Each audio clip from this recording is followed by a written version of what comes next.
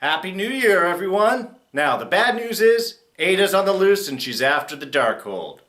Good news is, it's January, and we're already back with the mid-season premiere of Marvel's Agents of S.H.I.E.L.D.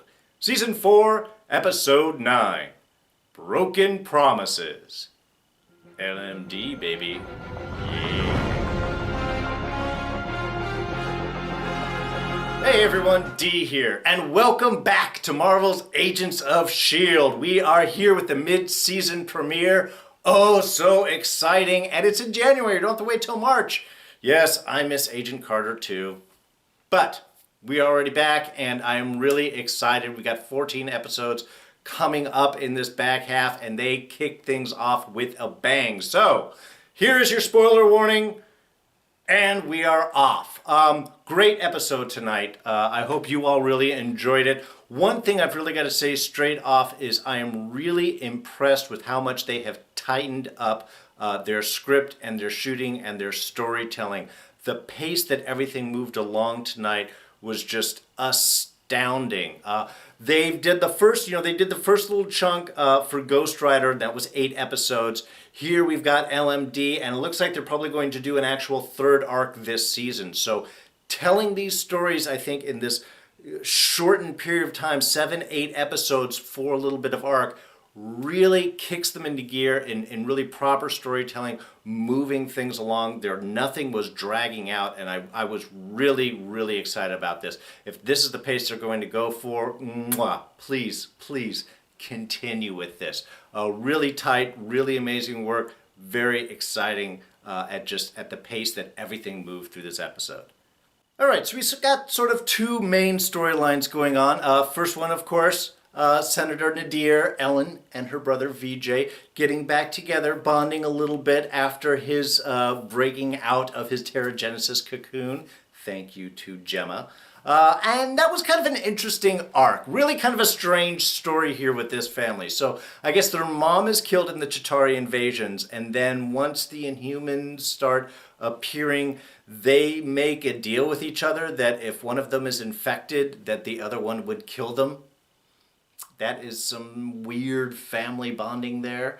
Especially, and again, also since she spent so much time waiting to break him out and not just taking care of him, if that was the case, while he was in the cocoon, waiting to come out and to see what had happened, if his powers would be useful or not. I mean, that was kind of up in the air, not too sure about that. And also the bit of the delay with killing him, because they seem to be getting along fine.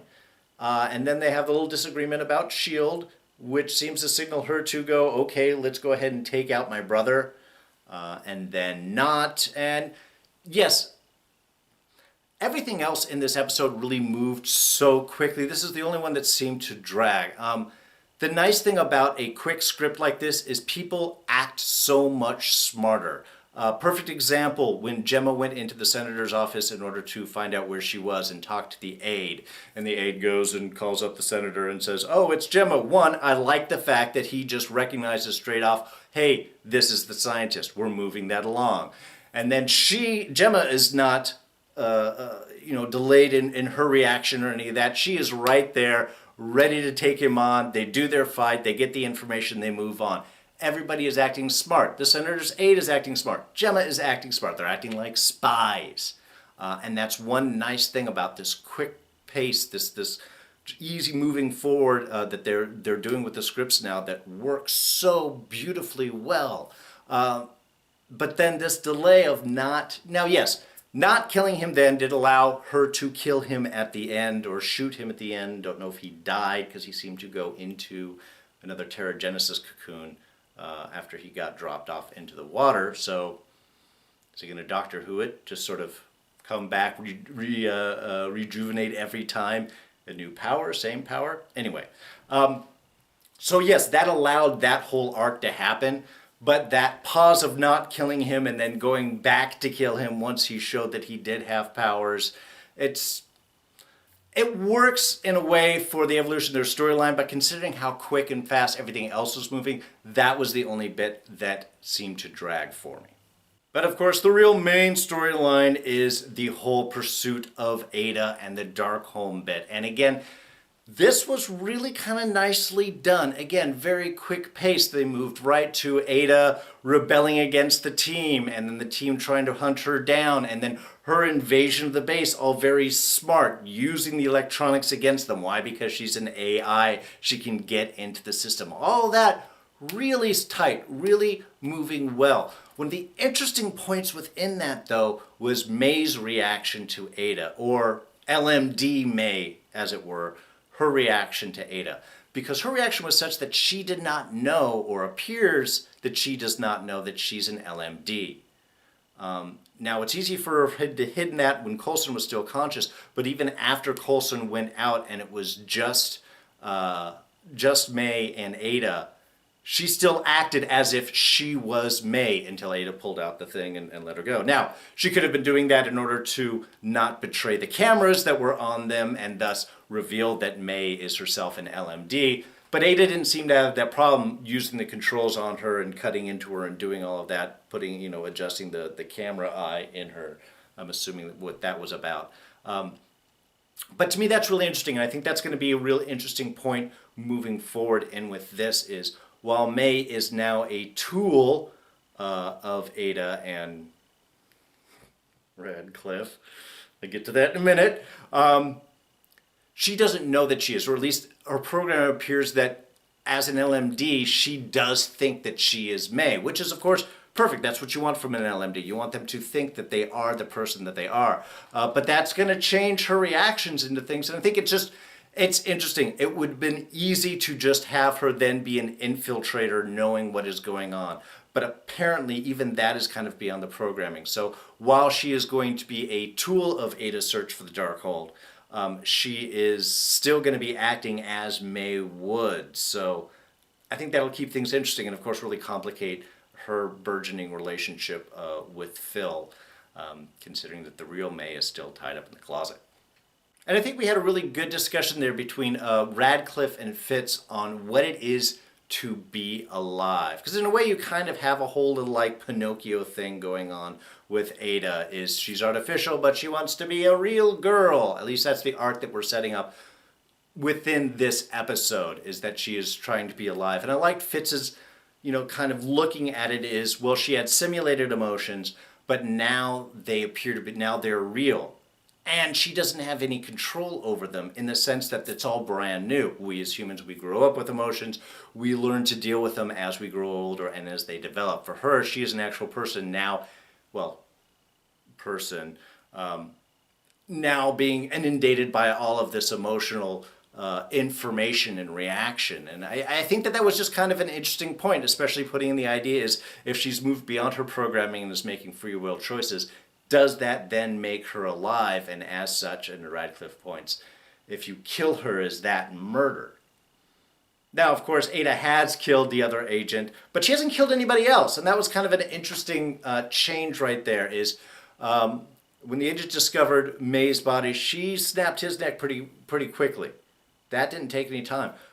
But she specifically did not kill anyone else. Of course, didn't kill Radcliffe. Didn't kill Fitz, didn't kill the two other agents, and then even when she got into S.H.I.E.L.D's base, she wasn't killing people really in there. She was just knocking them out. So they set up the whole idea of her being human and trying to make those choices, I think, really, really well.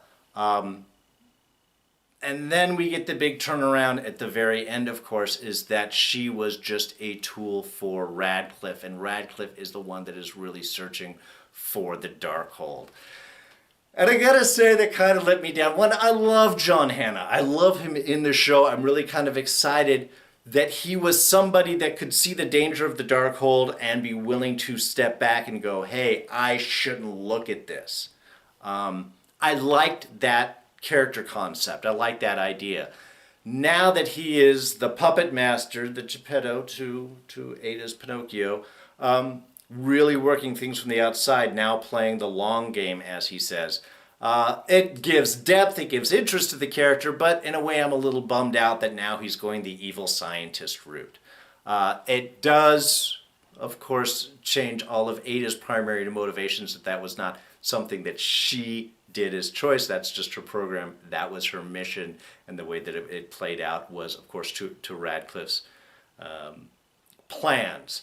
And I think that worked out really well, especially since he was the one that tried to turn her off, and then she didn't, and then woke back up there in the beginning when we first find out about her pursuit of the Darkhold. It was just, I thought that setup was definitely really well done. Radcliffe played the victim throughout all of this, and the unfortunate creator, and to find that he is the one behind it now and is going to be pulling the strings. Again, I'm kind of split to it. One, cool. But on the other hand, now Radcliffe's just going to be another bad guy, and I don't know. Was hoping for a little bit more and different from him. That's all. But the winner this week, of course, character-wise, is Mac.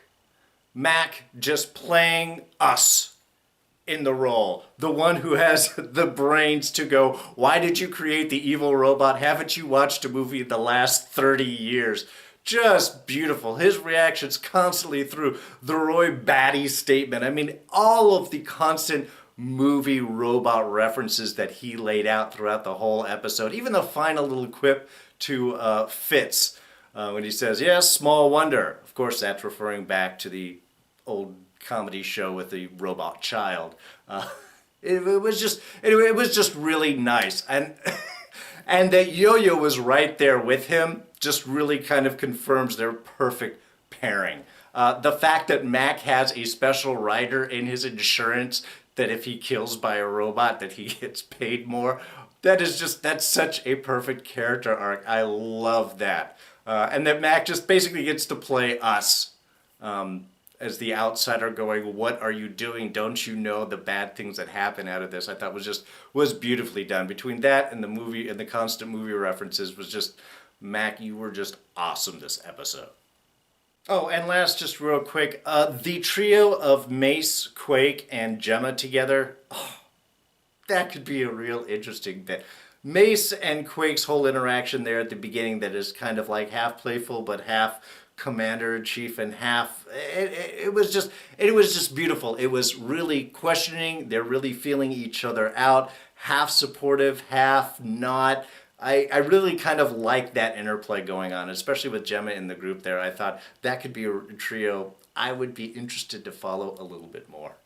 All right, so at episode's end, we of course find out that it is Radcliffe that is behind Aida's whole pursuit of the Darkhold. Radcliffe wants it for himself, and now he is going to be the behind-the-scenes villains, kind of running things for his end in the background, at least for the next few episodes.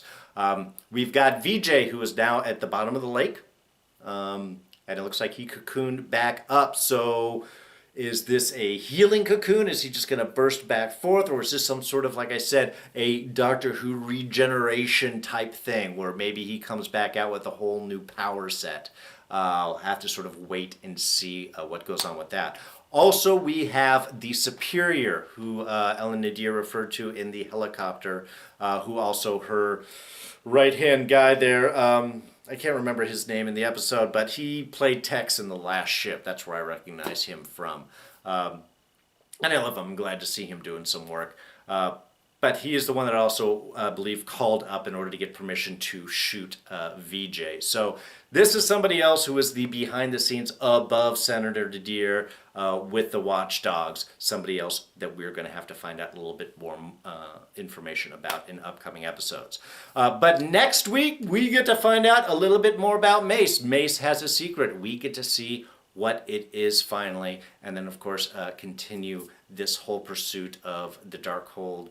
Defending the Darkhold against Radcliffe's pursuit and his use of the LMD May for it. So, going to be really interesting. Can't wait until next week to see that. So, I hope you did enjoy this review. Go ahead and hit that like button if you did. Thoughts, ideas, what are you looking forward to in this coming portion of the season? Like I said, I think we're going to do a little it seems to be we're going to do like another little 7-episode arc maybe for LMD, and then we'll have one more for the end of the season. So Ghost Rider, LMD, and then one more. It's an amazing season 4. Really, really excited about it. What do you think we're going to see? Throw those down in the comment section below, and we'll keep a conversation going about it. You can always catch me on Twitter and Instagram. I'm at Darren Jakes. Outside of that, I will see you guys next week. I am D, and I'm out of here. Take it easy. Bye-bye.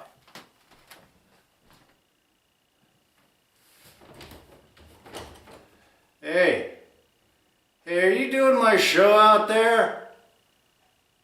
Don't forget to have people subscribe. Maybe check out some of the other videos. Something.